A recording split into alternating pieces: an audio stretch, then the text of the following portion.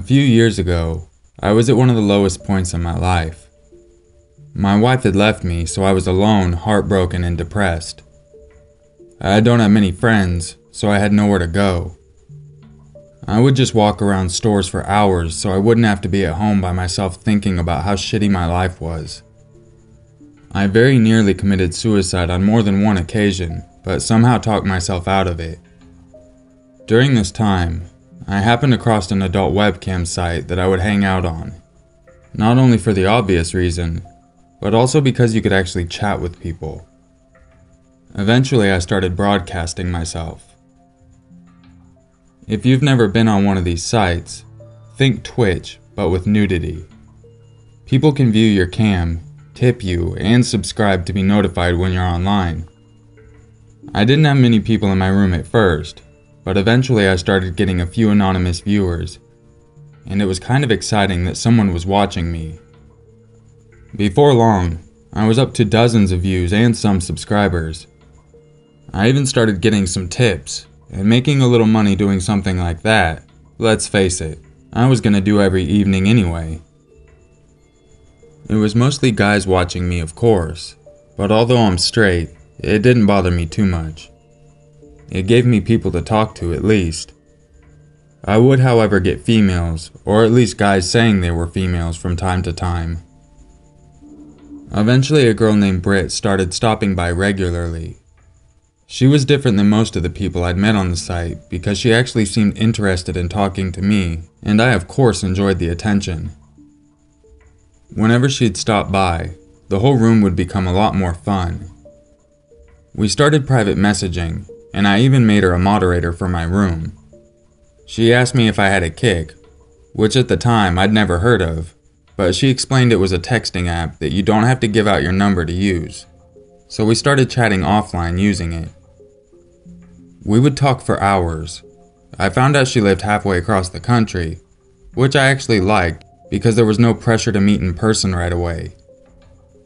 We sent pictures. She was very attractive, and at some point began sexting with one another. Even though I doubted much would ever really come of it, it was great for me because it gave me someone to talk to, and it was really helping me rebuild my shattered self-esteem and confidence. This went on for a few months, and eventually we started talking less and less. I had kind of expected this wasn't going to go anywhere, so it didn't bother me when she stopped responding altogether. I had never held any illusions that this was going to be a long-term relationship. I figured she'd found someone real near her and decided that someone she could actually be with was better than a long-distance fling with someone she'd never met in person. It was fine. By this point I had met a few girls myself, so I wasn't too upset. I did miss chatting with her sometimes, because I really enjoyed talking to her, and she'd been there for me during a pretty dark time. Anyway, I went on with my life and started dating someone, and we ended up going on a trip to the beach together.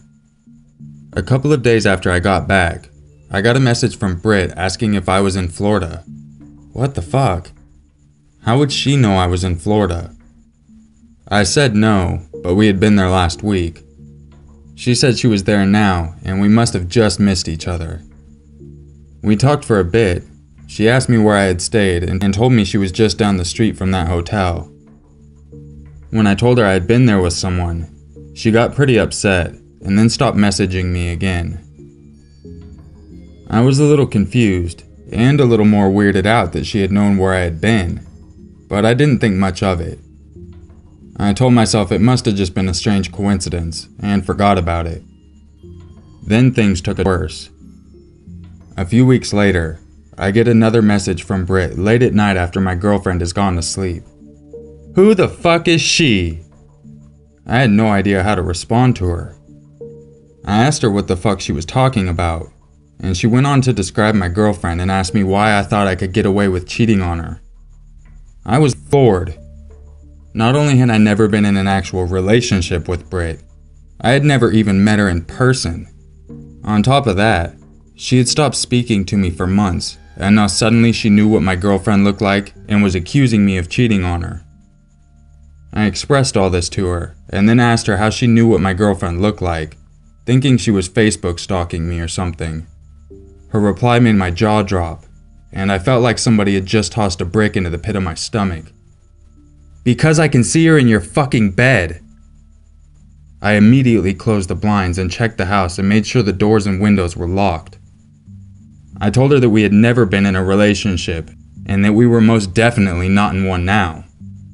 I asked her to please leave me alone and not contact me again. She just responded, LOL, and a smiley face. It was at this point I noticed the light on my webcam was on. She had somehow hacked into my computer and turned my fucking webcam on. I unplugged it and threw it in the closet. Britt then sent me another message. "Aw, you're no fun anymore." I reiterated that this was unacceptable. I did not want to talk to her again, and if she didn't leave me alone, I would contact the police. Then I blocked her from every form of communication I had ever used with her, and uninstalled Kik. The next day I had my cable company change my IP address, and I haven't heard from her since. But I'm still paranoid that this isn't over.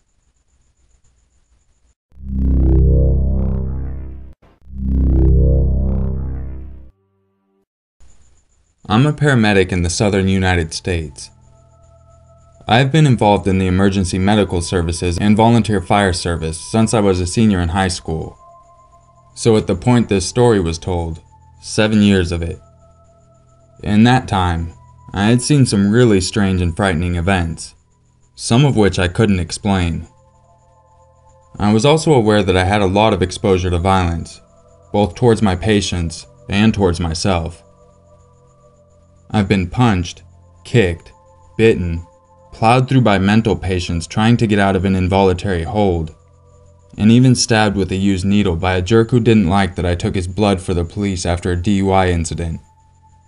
But this incident was by far the most disturbing. Not only for what happened to me and could have happened to my partner, but for the events that preceded it and the fact that seemingly nothing was ever done after.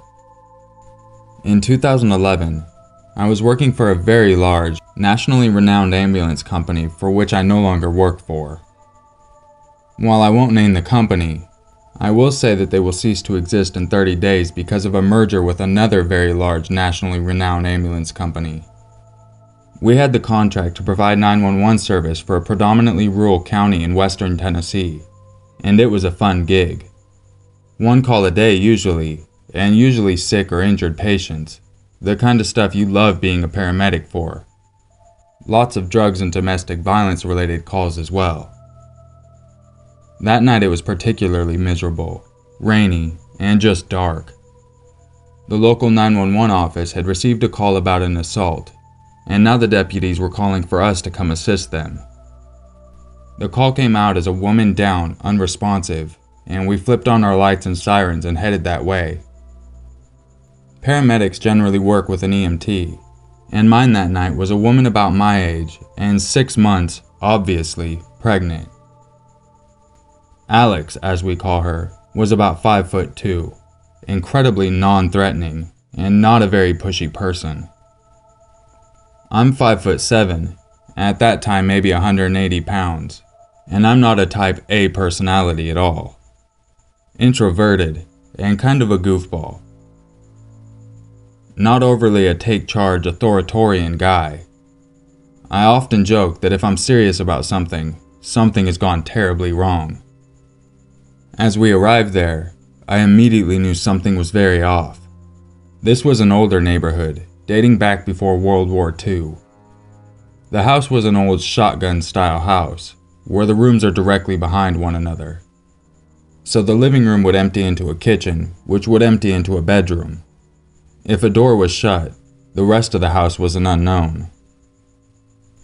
The lights were off, other than the light from the blue strobes of the cop cars. There was a deputy at the door, who said she was in the living room, but the deputies were all at their cars about 50 yards away on the main road. No one was doing first aid. The deputy said that the husband said he had came home and found his wife lying face down on the floor and called the police. He also said that he knew his brother did it. The deputy warned me that the husband seemed drunk, and then the deputy vanished, back to his car. As we walked in, We see no one around. No husband, which should have immediately raised a red flag. We found the woman lying between a couch and a living room table, and a recliner in the corner. The door to wherever was closed. When we went to work on the woman, she was beaten to a pulp.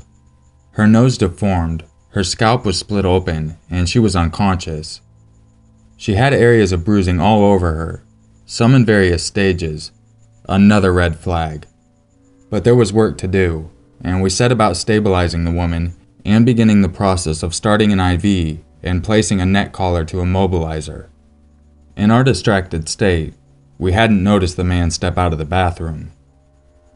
I had just placed the collar and an oxygen mask, and was listening to her breath sounds, when I heard the distinct click of a breakdown shotgun and footsteps. And I stood up straight to come face to chest with a nearly 6'2" man standing there, putting a pair of 12-gauge shotgun shells into the shotgun. He was African American, massively built, and drunk, with an angry scowl on his face. "I'm gonna get them," he would repeat, looking at me with this gaze that, if it could have killed, it would have cut me in half. No emotion other than anger at all. You could smell the alcohol, and he was sweaty and jittery. It felt like a movie playing that I was watching. All that training of, if the scene isn't safe, get out, was rushing through my head, but at this point, I realized he would probably shoot me if I tried to run.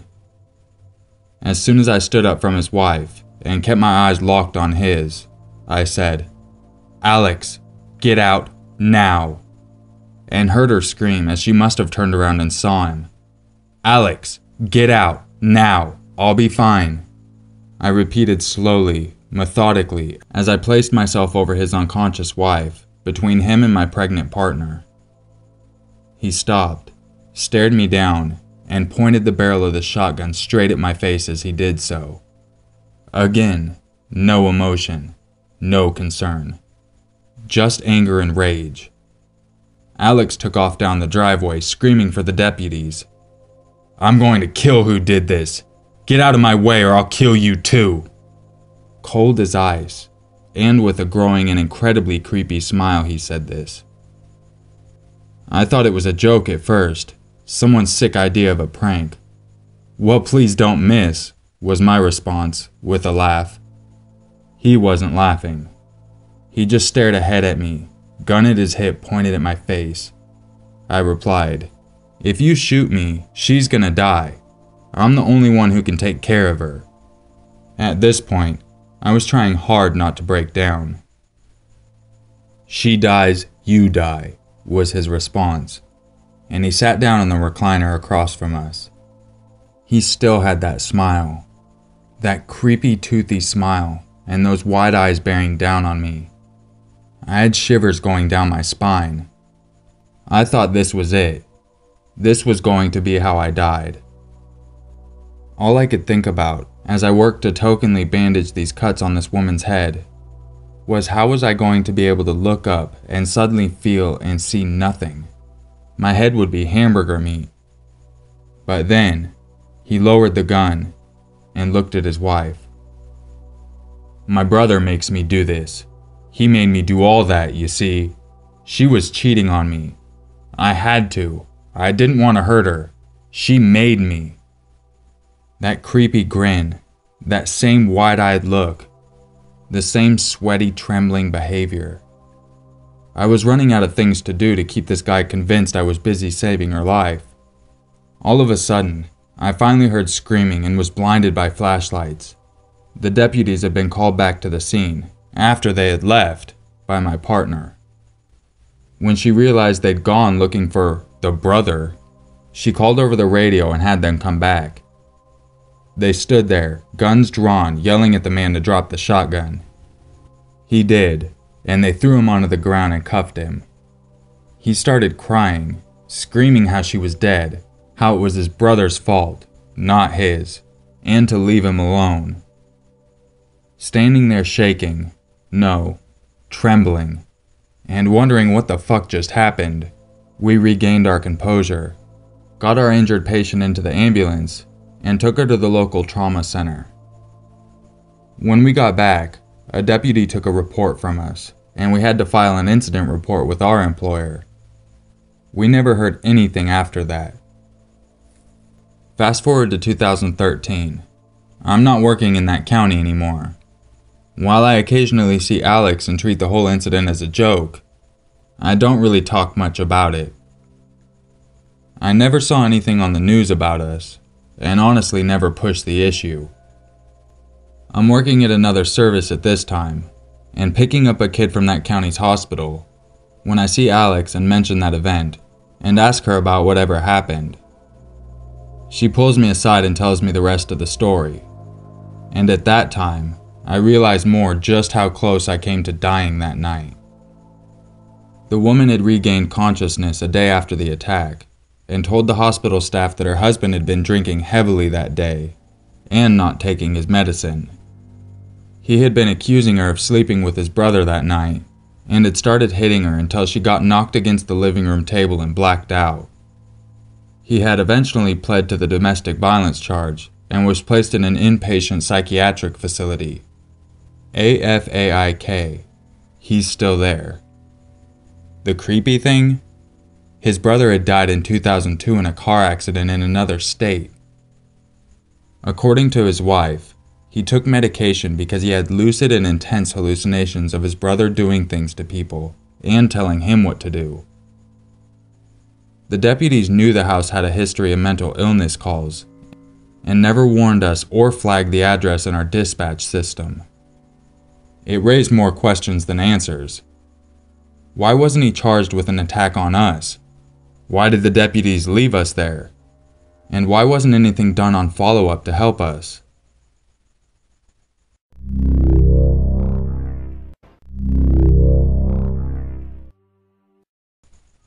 If you enjoyed this video, don't forget to leave a like, subscribe, and share it with your friends. So that first story, I'm not gonna lie, when I first started reading it, for some reason I was thinking it was a female. Maybe it was just because of the emotion and the fact he was going into cam shows. So finding out it was a male halfway through kind of threw me off. It was a nice twist because you hear of a lot of females on cam shows and not a lot of guys. And now this guy is getting stalked by one of his people that watch the cam shows. That makes it even creepier. Why would you be talking to one of these people that are watching you naked? If they are obsessed with you, now they're going to find you. Stupid, but they kind of put themselves in that spot. Maybe that's what they wanted. They wanted the attention. Now they got it. Now the second story, with the paramedic, they didn't put themselves in that situation. Seems like they kinda got blue falconed by the officers. Blue falcon means buddy fucked. The officers should have warned them at least, or at least had something in their system that would tell them, be careful, there's a crazy person living here. But rather than do that, they just left the scene, left dude there with a shotgun pointed at his face, and then never even charged him for it. I can't imagine what he went through, and I hope he went back and tried to file a lawsuit, because I would think he would get something for emotional distress, or at least be able to press charges on the person. But as they stated, he's in a mental facility now, so I don't think it really matters. Let me know your take of the story down in the comments below, and I'll see you tomorrow for another video. And just remember, it's always scarier if it's true.